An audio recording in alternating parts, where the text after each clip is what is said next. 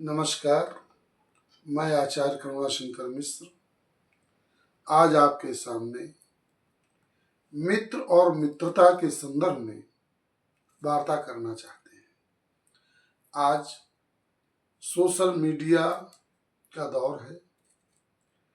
हर व्यक्ति मित्र बना रहा है। एक एक व्यक्ति के हजारों हजार मित्र हैं।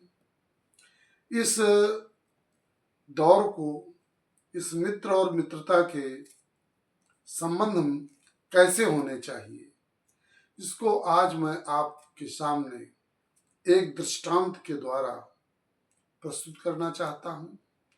उस दृष्टांत की अंतिम पंक्ति जो है कुछ इस प्रकार से है कि दूध घरी ही घरी उफनात है।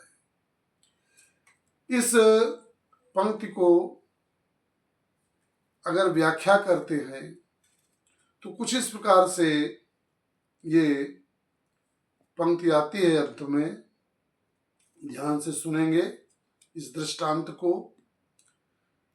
कि मित्र परस्पर प्रीति लखों, गुण नीर के क्षीर मिले सरसात है। नीरो बेचावत आपनो भाव, जहाँ जहाँ जाई के क्षीर बिकात है। पावक जारन क्षीर लाग्यो, तब नीरो जरावत आपनो गात है। नीर की पीर निवारण कारण, क्षीर घरी घरी उफनात है। कहने का अभिप्राय इतना है कि मित्र अगर आप बनाते हैं तो जीवन में दो व्यक्तियों का मिलन जब होता है तो इनके संबंध मित्रता में परिवर्तित होते हैं। इस छंद की पहली पंक्ति है कि मित्र परस्पर प्रीति लखों। दो मित्रों की जो मित्रता है उसका अगर अवलोकन किया जाए तो कैसे लगता है।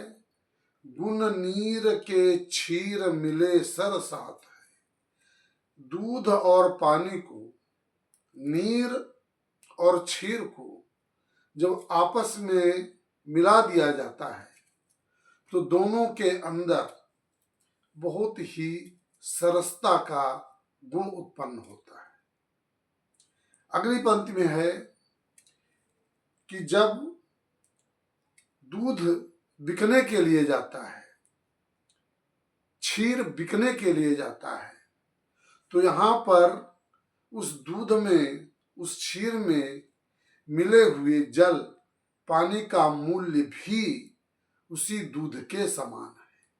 कहने का अभिप्राय यह है कि दोनों मित्रों में कितनी समानता है। एक उच्च गुण वाला है जिसे दूध का रूप दिया गया है और एक जल है, लेकिन जब ये दोनों आपस में मिल गए तो दोनों मित्रों के गुण एक समान हो गए। और क्षीरो बेचावत आपनो भाव, क्षीर दूध जिस मूल्य में बिकता है उसी मूल्य में उसमें मिला हुआ जल भी बिकता है। कहने का अभिप्राय यह है कि यहाँ पर दूध की उच्च गुणवत्ता और पानी की निम्न गुणवत्ता नहीं है। यही मित्रता होनी चाहिए। अगली पंक्ति में है कि पावक जारन क्षीर लगे। जब दूध को गर्म किया जाता है, कढ़ाई में गर्म किया जाए, पात्र में गर्म किया जाए, नीचे आग जलाई जाती है, तो देखिए क्या स्थिति होती है।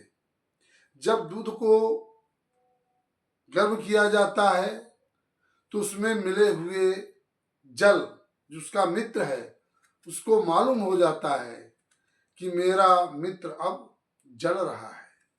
तो सबसे पहले दूध जलने के पहले जल जलने लगता है। कितनी सुंदर बात है।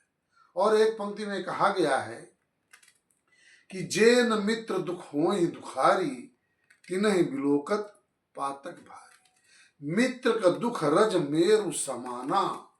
यहाँ दूध पर जब कष्ट आया तो सबसे पहले जल जलने लगा और उसने कहा अपने मित्र को नहीं जलने देंगे, पहले हम स्वयं अपने शरीर को जलाएंगे। इस भावना को दूध समझ रहा है, उसका दूसरा मित्र समझ रहा है कि मुझको बचाने के लिए ये मेरा जो मित्र जल है ये अपने शरीर को जला रहा है। इस भावना को ध्यान में रख करके जो दूध है जब गर्म होता है तो बार बार वो उफनाता है, यानी जल के कष्ट को दूर करने के लिए दूध उफनाता है। अभिप्राय ये है कि दूध उफना करके उस आग को बुझा देना चाहता है, और जब आग बुझ जाएगी तो उसका जो मित्र जल है उसके जीवन की रक्षा हो जाएगी। कहने का हमारा अभिप्राय ये है कि जीवन में अगर मित्रता हो तो दूध और पानी के समान होना चाहिए, जो एक दूसरे का इतना ध्यान रखते हैं। नमस्कार।